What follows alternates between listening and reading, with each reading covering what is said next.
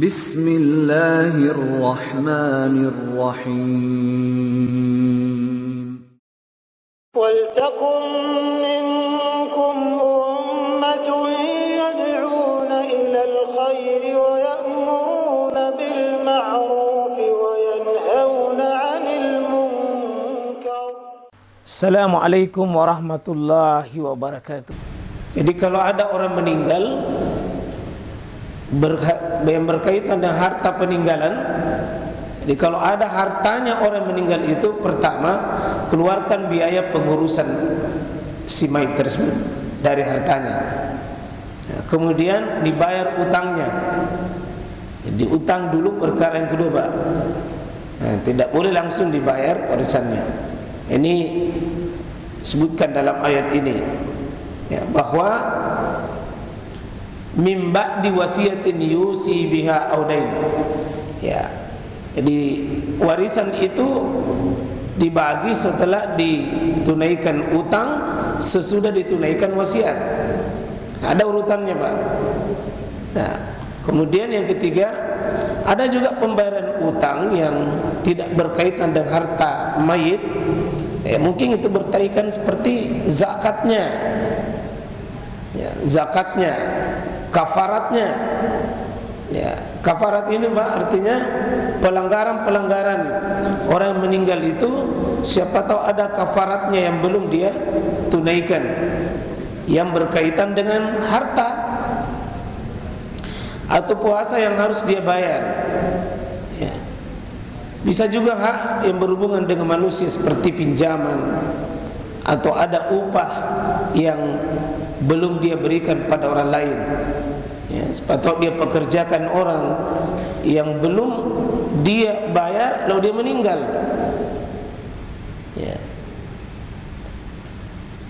Siapa tahu ada mahasiswa yang meninggal tapi belum bayar SPP, itu termasuk utang yang dia belum bayar, mesti dibayar. Mungkin bapak belum menemukan orang itu, bilang ada orang tuanya datang bayarkan SPP-nya. Padahal itu termasuk bagian dari, kalau dia sudah jalani dan belum dibayarkan, berarti termasuk utang yang belum ditunaikan. Dan yang keempat, pelaksanaan wasiat. Dan wasiat ini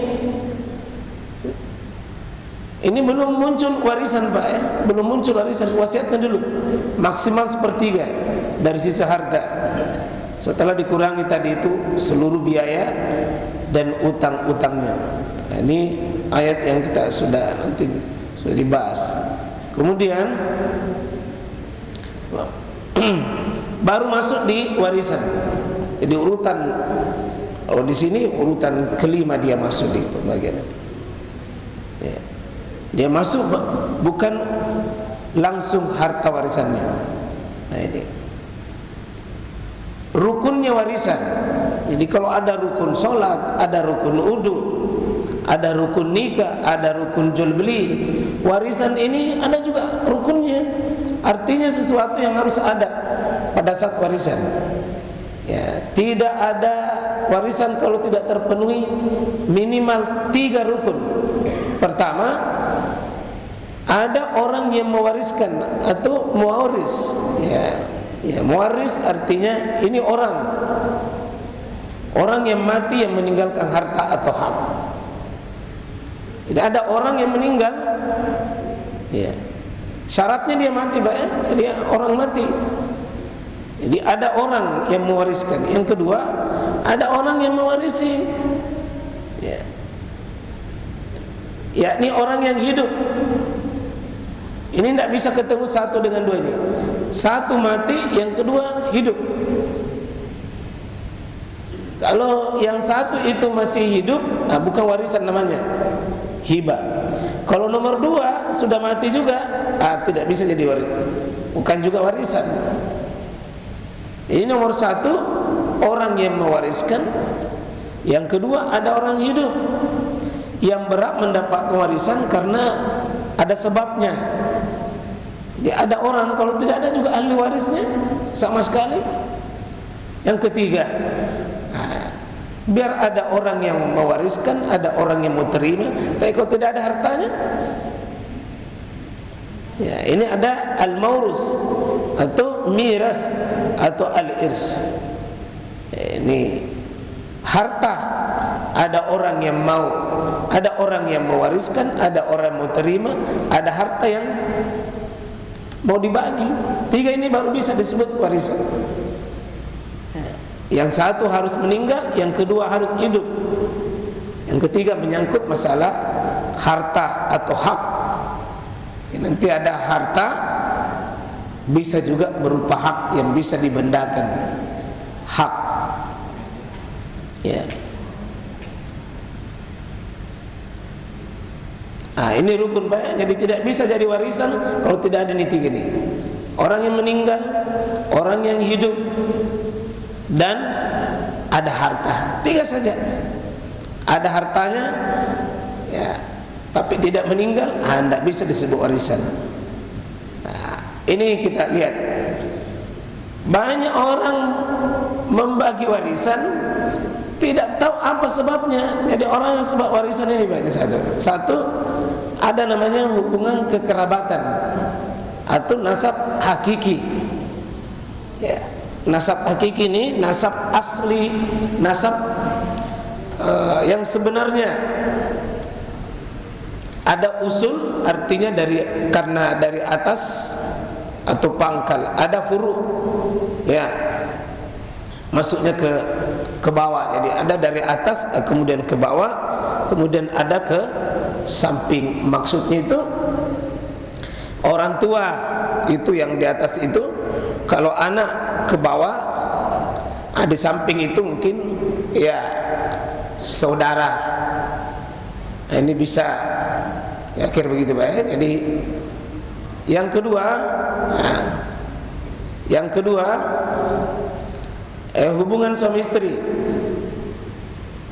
yang sah. Biar juga sudah menikah, kalau tidak sah, ya, tidak bisa jadi warisan. Yang sah Pak. Ya, kalau istri tidak sah, itu tidak bisa saling mewarisi. Ya. Ya. Jadi istri menurut syariat, bukan istri menurut perasaan. Ada tong itu istri menurut perasaan, bukan istri menurut syariat. Termasuk yang mantan istri itu sudah ditalak, atau mantan suami. Itu mungkin perasaan, tapi tidak sah lagi saling mewarisi. Kalau sudah bukan lagi, kalau sudah talak, dan talaknya itu talak habis, talak betul-betul tidak bisa lagi kembali. Kan talak 1, talak 2 itu Pak masih bisa. Talak 3 tidak bisa. Apalagi kalau talak salapan.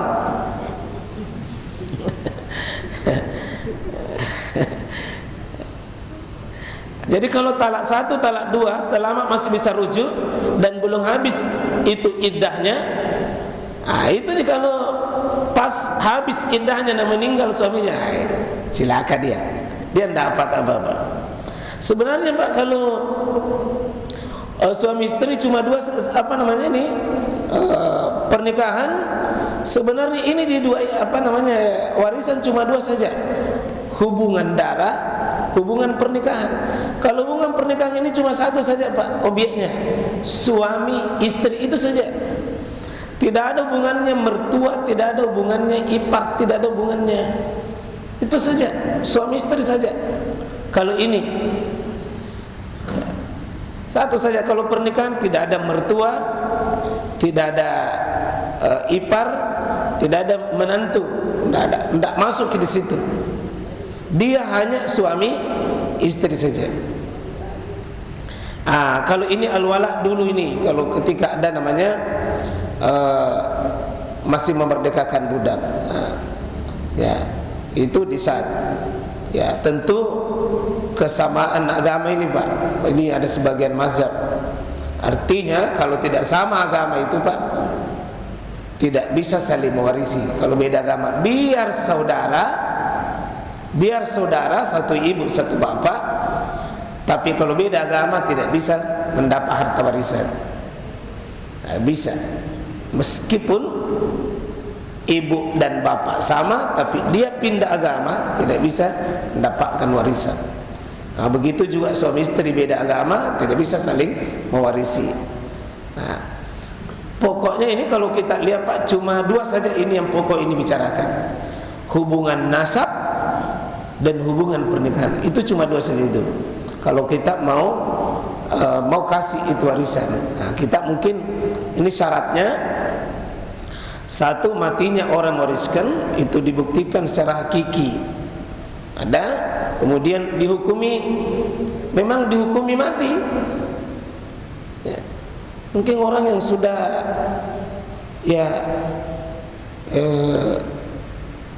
di pengadilan itu sudah menjadi bahwa dia sudah terhukum mati atau ditakriri, ditetapkan di sini. Ya, kemudian hidupnya orang yang mewarisi setelah kematian orang mewariskan harus berwujud. Maksudnya ini Pak, yang mau menerima ini betul-betul hidup, betul-betul hidup, ya, betul-betul hidup yang mewarisi itu. Ya, sepatah mati bersamaan itu tidak bisa. Ya, atau bayi misalnya baru lahir, kemudian setelah lahir diketahui jenis kelaminnya laki-laki atau perempuan, itu kalau dinyatakan hidup itu bayi yang baru lahir, biar 1 menit bernapas berat dapat warisan. Ya.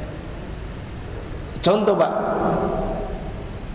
contoh ibunya melahirkan dalam keadaan meninggal, lalu lahir bayi. Ini bayi yang dilahirkan berhak dapat warisan dari ibunya, dari ibunya. Ya. Meskipun baru dilahirkan, ibunya meninggal, pada saat dilahirkan anak bayi ini berhak dapat warisan dari ibunya. Ya. Nah, itu saja yang dua saja Pak. Kalau syarat tadi itu penghalangnya, ya, meskipun tadi semua tadi masuk kategori ahli waris, tapi bisa menjadi penghalang. Yang pertama, dia budak. Tidak bisa budak itu membunuh. Orang bunuh bapaknya, membunuh mamaknya supaya cepat dapat warisan, justru dia tidak dapat. Karena mau sekali mendapat harta warisan, sampai membunuh bapaknya supaya mati. Ya. Karena kalau hidup tidak bisa, bunuh. Ya. Justru kalau dibunuh dia hilang semuanya. Kemudian perbedaan agama. Ini perbedaan agama Pak, terhalang untuk menerima warisan. Perbedaan itu tidak bisa dia menerima warisan. Ini sudah ada rumusnya itu. Laisa lil qatil minal mirasi syai. Seorang pembunuh tidak mendapatkan harta warisan. Itu sahih menurut Syekh Albani. Kemudian la yarusul muslimul kafira walal kafirul muslim. Tidak boleh muslim mewariskan kepada orang kafir, dan orang kafir tidak boleh mewariskan kepada muslim. Beda agama tidak bisa. Nah, ini bahayanya ini yang menikah dengan beda agama, lahir anaknya itu sebenarnya rugi secara ekonomi. Belum dilihat dalam sisi akidah.